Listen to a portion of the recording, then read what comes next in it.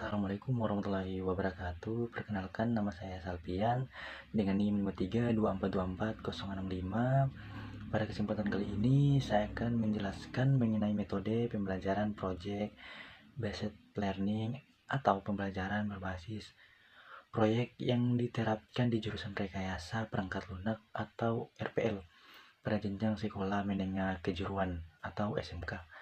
Saya juga akan menguraikan kelebihan, kekurangan, serta rekomendasi pengembangan metode ini agar lebih efektif digunakan dalam proses pembelajaran.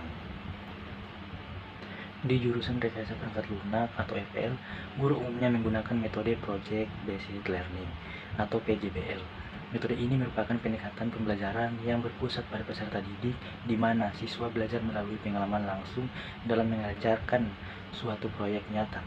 Melalui metode ini, siswa tidak hanya memahami teori, tetapi juga mengaplikasikannya secara praktis dalam bentuk produk, perangkat lunak, aplikasi, atau sistem informasi yang mereka rancang sendiri. Dalam pelaksanaannya, guru berperan sebagai fasilitator dan pembimbing, sementara siswa dituntut untuk bekerja sama dalam kelompok, merancang, melaksanakan, dan menyelesaikan proyek yang sesuai dengan kompetensi yang dipelajari. Proyek yang dikerjakan biasanya berkaitan dengan pembuatan aplikasi web, mobile basis data, maupun sistem berbasis desktop yang merupakan kompetensi inti di jurusan RPL. Kelebihan metode Project Based Learning. Metode ini memiliki sejumlah kelebihan yang sangat relevan dengan kebutuhan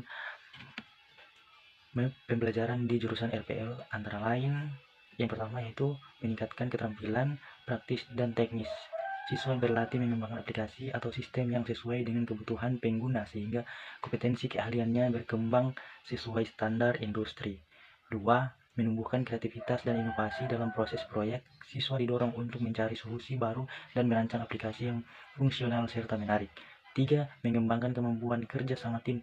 Pembelajaran berbasis proyek menuntut komunikasi, kolaborasi, dan pembagian peran yang jelas di antara anggota kelompok layak tim kerja profesional.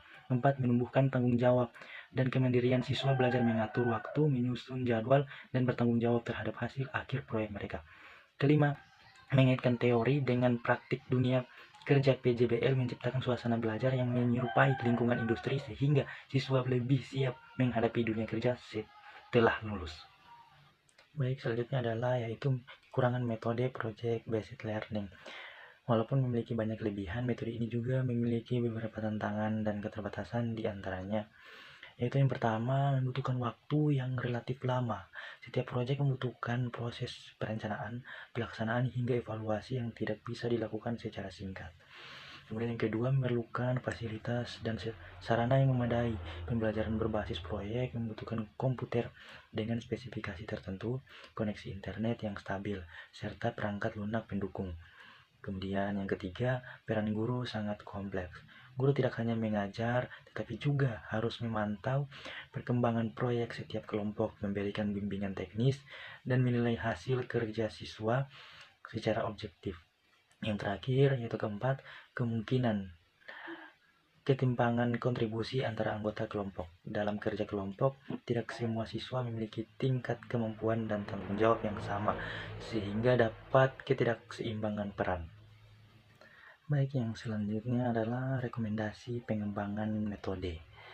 Agar metode Project Based Learning dapat berjalan lebih optimal di lingkungan SMK, khususnya di jurusan RPL, maka diperlukan beberapa langkah pengembangan, antara lain itu yang pertama, integrasi dengan pendekatan blended learning. Kombinasi antara pembelajaran tatap muka dan pembelajaran daring dapat memperluas akses materi serta mempercepat proses umpan balik.